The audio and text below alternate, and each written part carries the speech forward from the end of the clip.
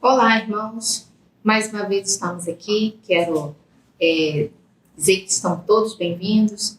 Nós vamos agora, nesse momento, começar um estudo da nossa EBD. Nesse período, estamos estudando sobre oração.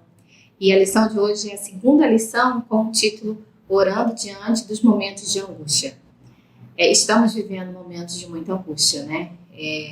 Desde 2019, com essa pandemia, né? Quanta situação difícil que temos passado, quantas perdas, né? Quantas dificuldades. Hoje eu estou gravando essa lição para vocês e ontem nós tivemos uma chuva terrível aqui na cidade, que alagou tudo. Então, vivemos momentos de muitas dificuldades. Não temos como dizer que não passamos por sofrimento ou por dificuldades na vida.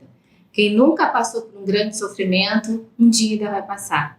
Parece até que é uma visão pessimista da vida, né?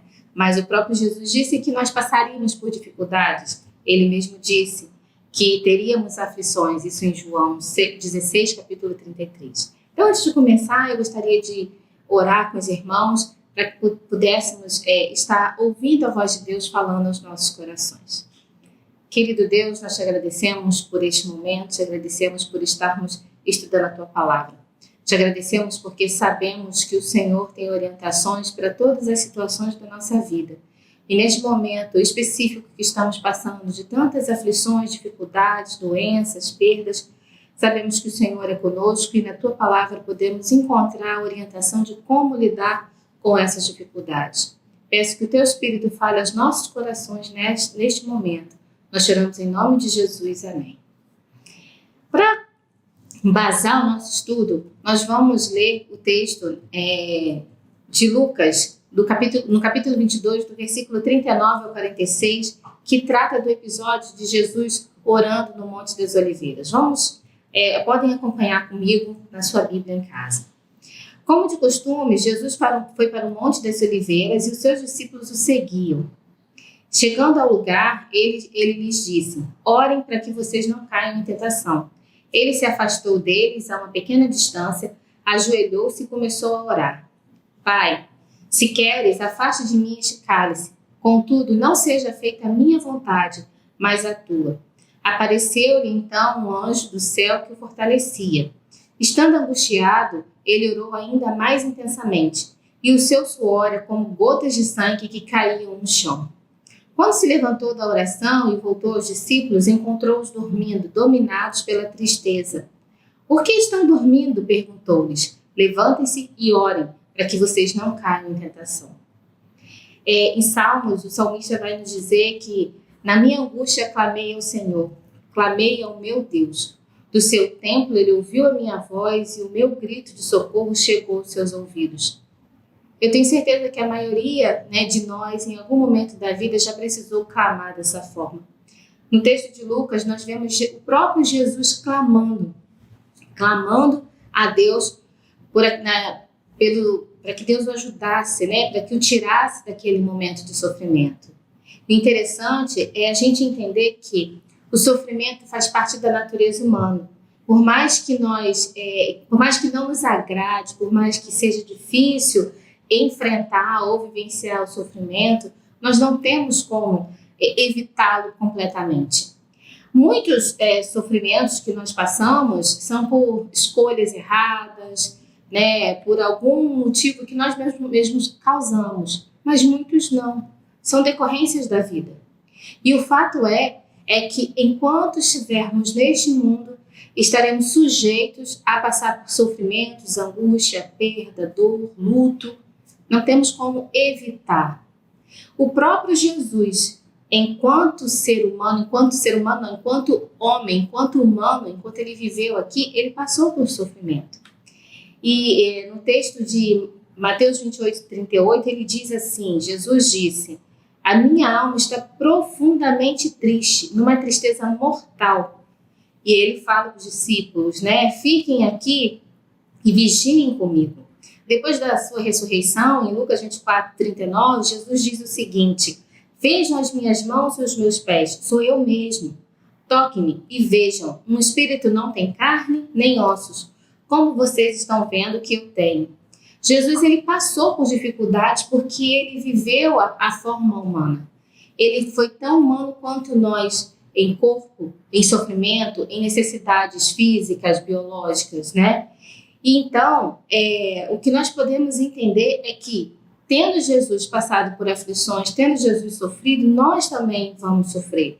Precisamos entender que esse sofrimento faz parte da vida.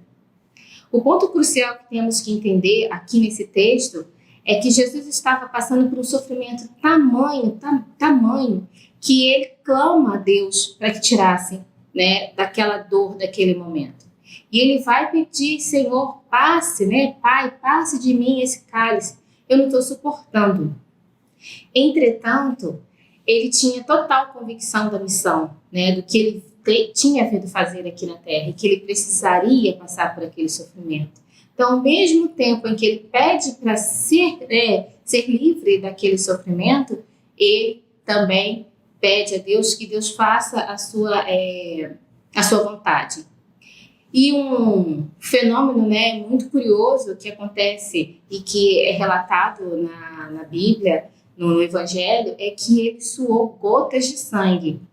E isso, hoje em dia, né, nos dias atuais, a ciência tem estudado não muito a fundo esse fenômeno, mas já se chegou a considerar que é um fenômeno, né, chamado de hematidose, e que é uma doença caracterizada por um suor mesmo, em que a pele, né, sai da pele, o suor sai com sangue, quando a pessoa está passando por um sofrimento, uma angústia muito grande. Então, já tem relatos disso ter acontecido em outros momentos, apesar de não ter muito estudo sobre isso. Mas Jesus, ele, apesar de ter chegado ao cume, né, do sofrimento naquele momento, diante do que o esperava, que seria muito pior, a morte na cruz, ele ainda assim, ele se coloca nas mãos de Deus, e nós vemos, né, posteriormente o quanto Deus o recompensa, né, ou traz a vida novamente através da sua ressurreição. Outro ponto importante que devemos considerar aqui nesse nosso estudo é que o texto que nós lemos de Lucas 22 começa com o seguinte termo: como de costume, no versículo 39. Como de costume o quê? Né? O versículo 39 começa: como de costume, o Senhor Jesus ele foi orar. Era um hábito, era algo que Jesus fazia com frequência. Ele não subiu ao Monte das Oliveiras, especificamente, com os seus discípulos para orar, por conta da angústia que ele estava vivenciando naquele momento, diante do sofrimento que estava por vir. E sim, porque ele já tinha esse hábito de orar. E é interessante a gente pensar que não faz muito sentido, né? Jesus sendo o próprio Deus, qual a necessidade dele estar em constante oração? E é esse ponto que nós precisamos aprender aqui, que quanto mais nós temos esse contato, né, com Deus através da oração, maior aumenta a nossa intimidade. E isso fica muito claro, né, no relacionamento de Jesus com o Pai. A oração, ela precisa se tornar um hábito se quisermos ter uma vida de intimidade com Deus. Nesse momento que a gente vê, né, Jesus orando, nós vemos que os 4 evangelhos, eles mostram esse hábito de Jesus, de costume, né, de estar sempre orando. Em várias passagens nós temos essa referência de Jesus orar, Jesus sair para orar. E aqui no versículo 41, ele deixa claro e diz assim, versículo: ele se afastou deles quem? Os discípulos, a uma pequena distância, ajoelhou-se e começou a orar. Antes, Jesus já tinha ensinado, né, aos discípulos a orar e tinha dito que era para eles irem, vá para o seu quarto, né, tire um momento, fique a sós com Deus. E ele faz isso nesse momento. Então, o momento de nós separarmos um tempo para estarmos sozinhos com Deus é o momento de nós construirmos esta comunhão, esta relação de íntima intimidade.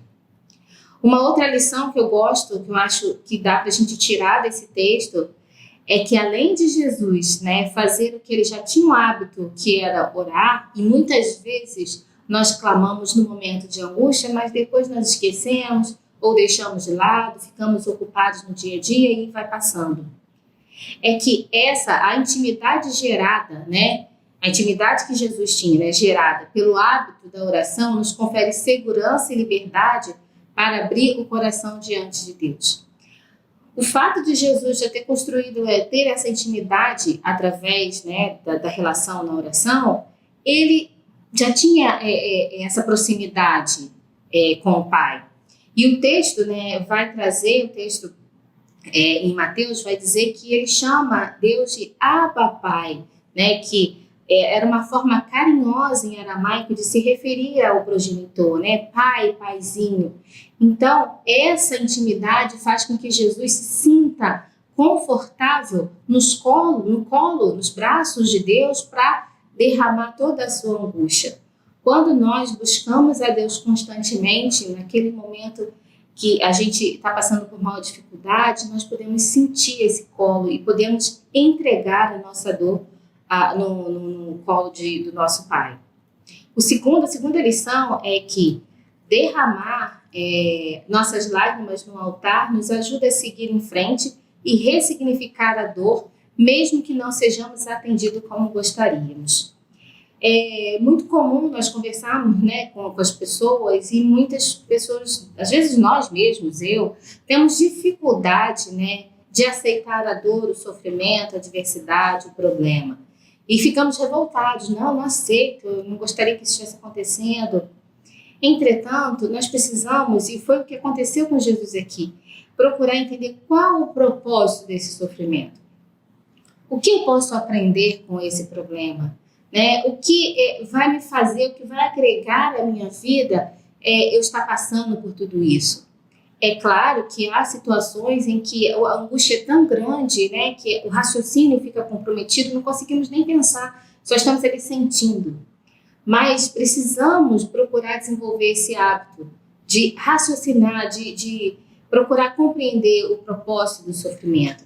Quando eu penso nesse episódio de Jesus chegando no Monte das Oliveiras e angustiado, né, como a Bíblia relata, eu imagino Jesus chegando realmente assim, cabisbaixo, triste, abatido, e ele chega ao ponto de suar gotas de sangue.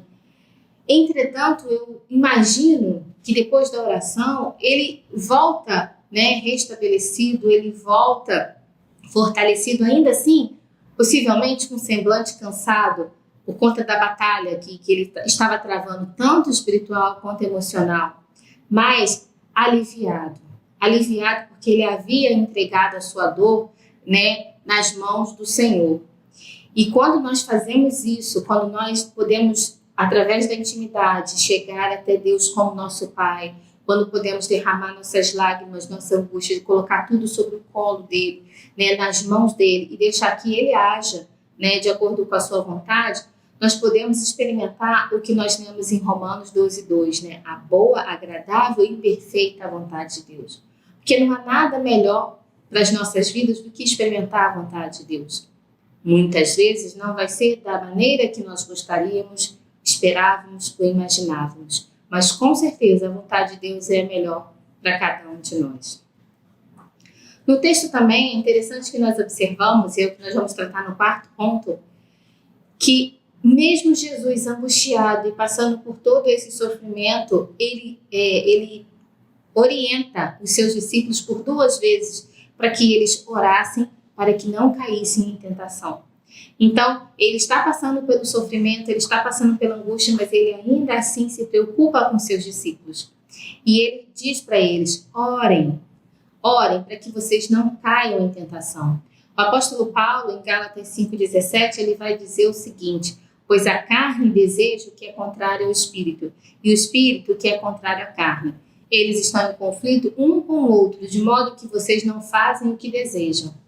Jesus sabia do que nós poderíamos passar, que nós podemos passar no nosso dia a dia, sabia o que os seus discípulos poderiam passar, decorrente do que iria acontecer depois da sua prisão.